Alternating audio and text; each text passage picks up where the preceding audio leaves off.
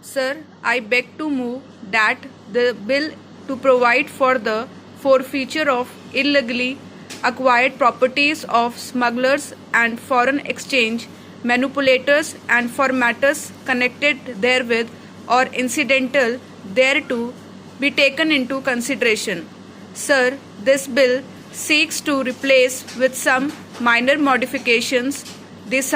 smugglers and foreign exchange manipulators forfeiture of property ordinance 1975, which was promulgated by the President on the 5th November 1975. The circumstances which necessitated immediate legislation by the ordinance have been explained in a statement placed on the table of the House. I do not, therefore, propose to deal with that aspect and shall only explain briefly the provisions of the bill.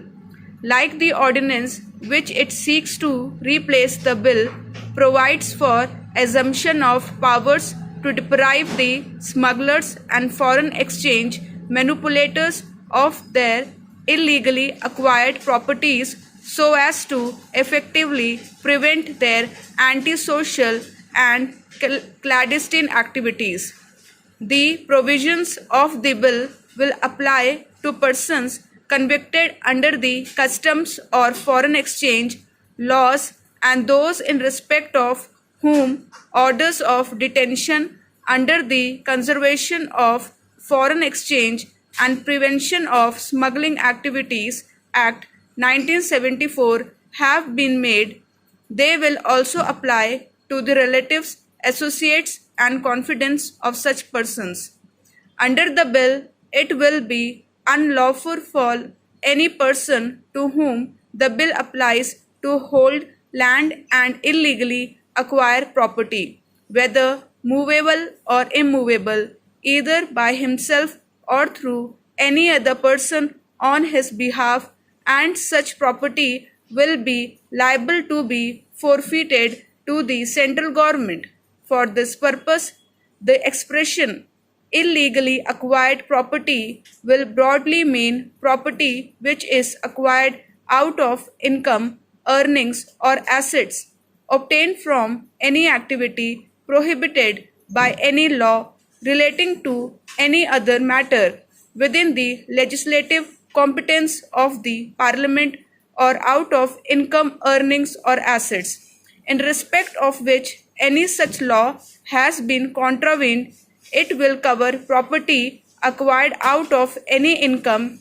earnings, or assets, the source of which cannot be proved, as also property held by any person which would have been illegally acquired property in relation to previous holders unless it has been transferred in good faith of adequate consideration, or the property which is declared to be the acquired illegally by a court.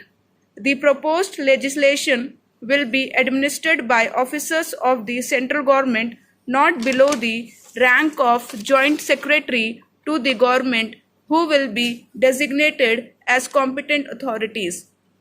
If having regard to the value of properties held by a person, his known sources of income, earnings, or assets, and other relevant material, the competent authority has reason to believe that any property is illegally acquired property, it will serve a notice upon the person concerned to show cause which such property should not be declared as illegally acquired property and forfeited to the central government. After considering objections, if any, to the show cause notice and giving the person concerned the reasonable opportunity of being heard, the competent authority will record a finding as to whether the property is illegally acquired property. The burden of proving that a property is not illegally acquired property will be on the person affected, and where the property is held to be an illegally acquired property, it shall stand forfeited to the central government.